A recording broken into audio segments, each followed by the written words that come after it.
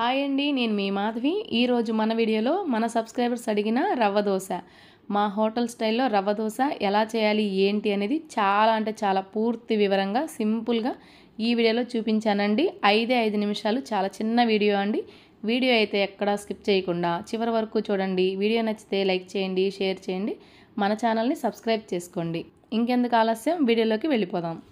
Hello అండి, ఇవాళ మన ఛానల్లో రవ్వ దోశ ఎలా వేయాలి, దాని ప్రాసెస్, దానికి కావాల్సిన ఇంగ్రీడియంట్స్ మీకు చూపిస్తాను. ఒక దోశకి వచ్చేసి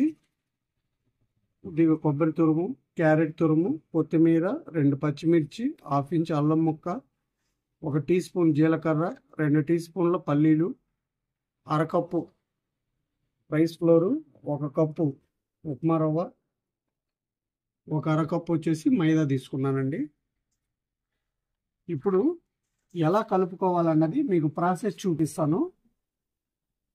1 కప్పు రవ్వ ఇందులో వేస్తున్నాను. అరకప్పు రైస్ ఫ్లోరు, బియ్యం పిండి, అరకప్పు మైదా. ఇందులోనే మనం జీలకర్ర వేసేసుకుందాం. ఇవన్నీ దోశ మీద పైన వేసుకోవచ్చు, ఇందులో కలపక్కర్లేదు. తగినంత ఉప్పు కూడా వేసుకొని కలిపేసుకుందాం. రవ్వ దోశ ఎప్పుడు చిక్కగా ఉండకూడదండి, బాగా పలచగా కలుపుకోవాలి. 1 కప్పు ఉప్మా రవ్వకి అరకప్పు బియ్యం పిండి, అరకప్పు మైదా పిండి వేసి అందులోనే కొద్దిగా జీలకర్ర, రుచికి తగినంత ఉప్పు వేసుకొని చక్కగా చూడండి ఎలా కలుపుతున్నాడో, ఈ విధంగా కలుపుకోండి. అది రవ్వ దోశ అంటే చిన్నగా వేయం కదండి, మినిమం అంటే 70 mm టైప్లో వేస్తాం కాబట్టి ఇదిగో చూడండి క్వాంటిటీ ఇలా కలుపుకోవాలి. మీకు వేయటం కూడా ప్రాసెస్ చూపిస్తాను చూడండి.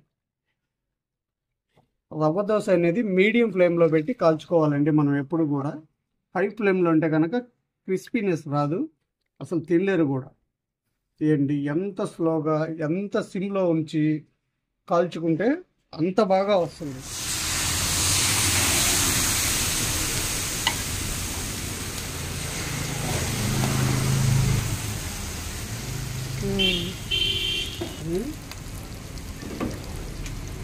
ఏం లేదు, టిఫిన్ అయిపోయింది. అల్లము, క్యారెట్ తురుము, కొత్తిమీర తురుము, పచ్చిమిర్చి, ఆనియన్స్, కొబ్బరి తురుము, జీలకర్ర ఇందులోనే వేసానండి నేను. ఇదిగోండి ఈ రవ్వ దోశ వేసాను కదా, దీని మీద కొబ్బరి తురుము, క్యారెట్ తురుము, పచ్చిమిర్చి, అల్లము, కొత్తిమీర తురుము, క్యారెట్ తురుము ఈ మొత్తం వేసానండి. ఆనియన్స్ కూడా వేసాను. జీలకర్ర అయితే దోశ కలిపేటప్పుడే పిండిలో కలిపేసాను. ఇప్పుడు కాలుతుందండి. ఈ రవ్వ దోశ ఏంటంటే చాలా లో ఫ్లేమ్లో పెట్టుకొని కాల్చుకోవాలండి, అప్పుడే మనకు క్రిస్పీగా నీట్గా వస్తుంది దోశ. చూడండి, మినిమం అంటే 5 నిమిషాలు కాలుతుందండి ఇది. మీరు ఇళ్ళలో చేసుకోవాలంటే సింపుల్గా చేసుకోవచ్చండి.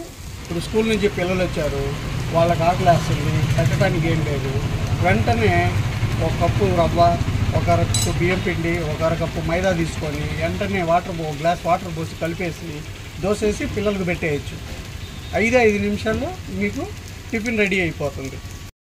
చూసారు కదండి రవ్వ దోశ ఎంత సింపుల్గా వేసుకోవచ్చో మా వారి చేత అయితే చేసి చూపించానండి. మీరు కూడా తప్పకుండా ఒకసారి ట్రై చేసి ఎలా వచ్చింది అనేది నాకు కామెంట్లో తప్పకుండా తెలియజేయండి. అయితే నిన్న ఒకరు మనకి కామెంట్ చేశారండి, అక్క పిండి తొందరగా పులిసిపోతుంది దోశ పిండి, మరి దానికి ఏదైనా పరిష్కారం ఉందా అని చెప్పేసి. చాలా అంటే చాలా సింపుల్ పరిష్కారం అండి. మీరు మధ్యాహ్నం పప్పు అనేది నానబెట్టకండి, చక్కగా నైట్ 7ంటికి అట్లాగా పప్పు నానబెట్టుకోండి, 10ంటికి పిండి రుబ్బుకోండి. అప్పుడు మీకు ఎటువంటి ప్రాబ్లం అనేది ఉండదు. చక్కగా మార్నింగ్ దోశలు అనేది వేసుకోవచ్చండి. పిండి అనేది ఎక్కువగా పులవదండి, ఎండకి తొందరగా పులిసిపోయిద్ది. అందుకు కాబట్టి మీరు లేట్గా నానబెట్టుకొని పిండి రుబ్బుకోండి. ఇంతే.